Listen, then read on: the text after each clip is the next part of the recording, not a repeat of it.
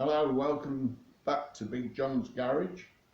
It's been a long while since I posted a video and quite a bit's happened in the meantime. It must be 6 weeks since the last video, but we've been busy with organising the Boston Classic Car Club show, which went extremely well. 540 odd vehicles there. And we were pleased that Sarah Crabtree came to join us again, and her company Evoke Classic sponsored all the trophies, and she presented them. Fuzz Townsend came along, an old workmate of mine when we were together at Practical Classics, and he did a question and answer session which went extremely well. Anyway, I say I've done quite a bit in the meantime. I've had a problem with the MGF. We were going down the road and we had a loud knocking noise and the back end seemed to be a bit loose. And I had to replace all the bushes in the rear suspension. It had been fitted with poly bushes before I bought the car, but I mean we've had it 9 years now. And they'd all broken up, totally collapsed, gone very brittle. So I had to strip all those out, and I've gone back to original new old stock rubber type. I've never really had a problem with those. But I say, I couldn't believe when I took the suspension apart and the poly bushes just literally crumbled. I will post a video, well, a photo of the bushes when I took them out, and you know, I couldn't believe everybody raves about these poly bushes, but I wasn't impressed, to be honest. This is my 1996 Citroën Saxo SX 1.1i, an original dealer launch car. The registration number N528SAX. We've done more work on the Mini.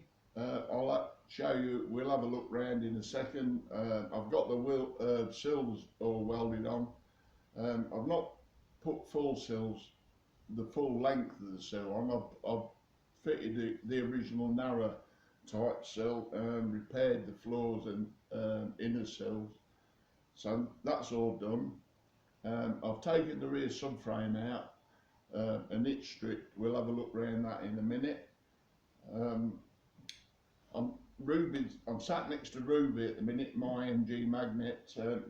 The old girl's covered in dust and she don't get used enough really. I think I may have too many cars, to be honest. And the Saxo, the little Saxo I bought a couple of years ago as a non-runner. It went for an MOT last week. It passed, no problems, just one advisory on a clip on one of the dry shaft gators, so that's all been sorted out. It's a lovely little car. It's only done 34,000 miles, and it's one of the original dealer launch vehicles, which were all registered N SAX. My 1996 Citroën Saxo SX 1.1i, a dealer launch model, hence the registration N528SAX.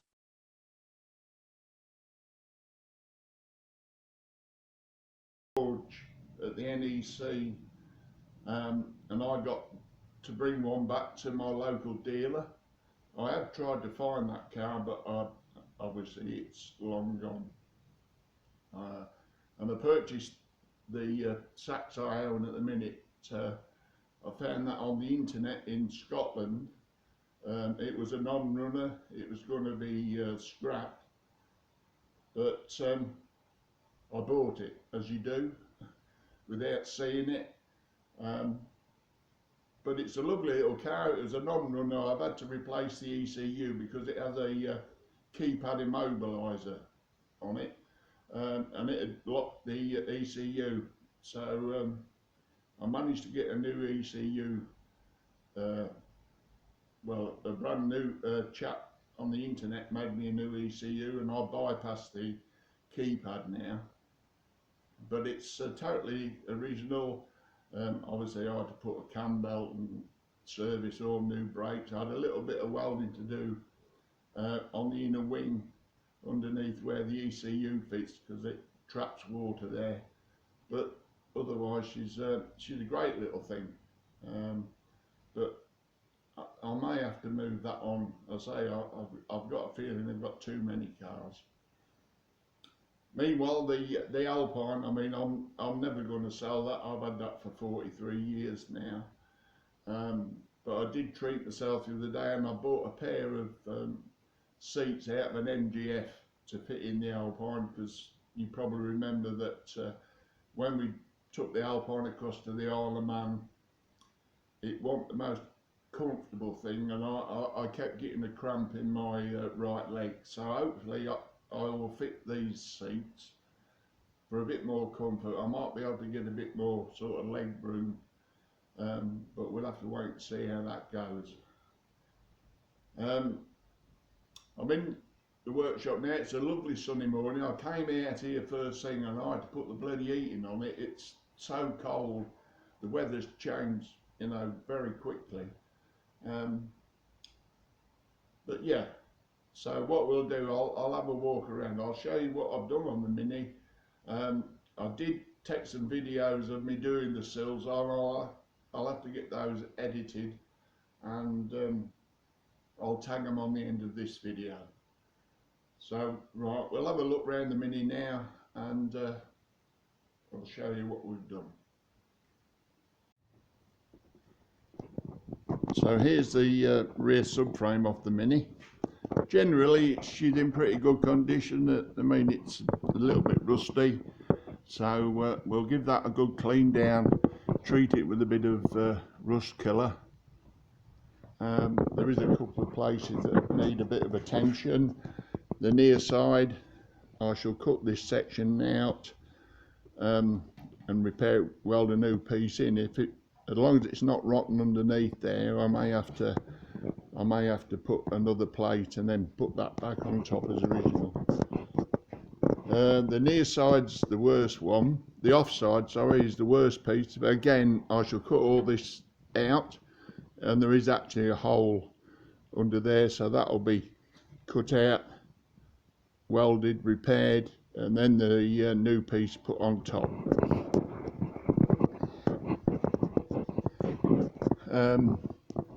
The offside radius arm mounting, the outer mounting, 3 of the bolts snapped off, so I shall have to drill those out and tap them.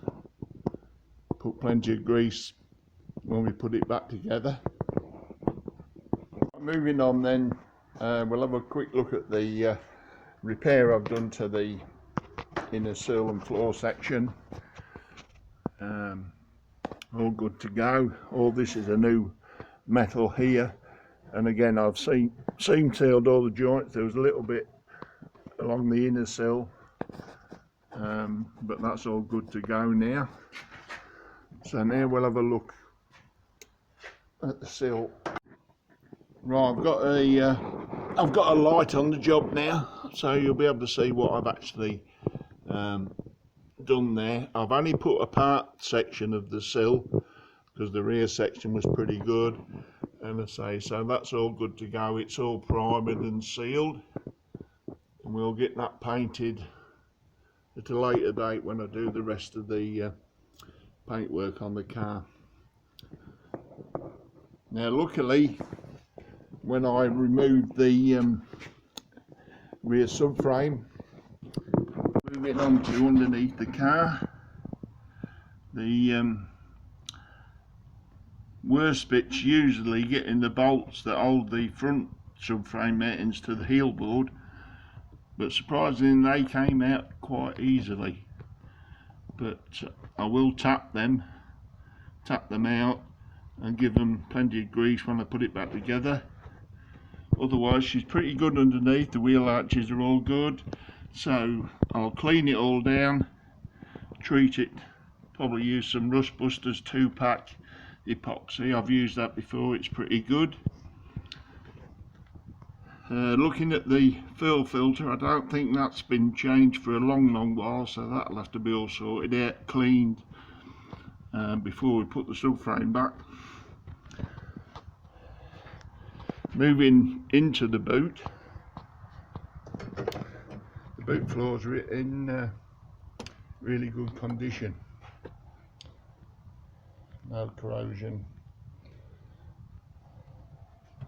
A couple of the bolts broke where they bolt through the boot floor, but again they are nuts and bolts, so they don't present any great difficulty. So that's where we are up to the minute. So get the subframe repaired, painted.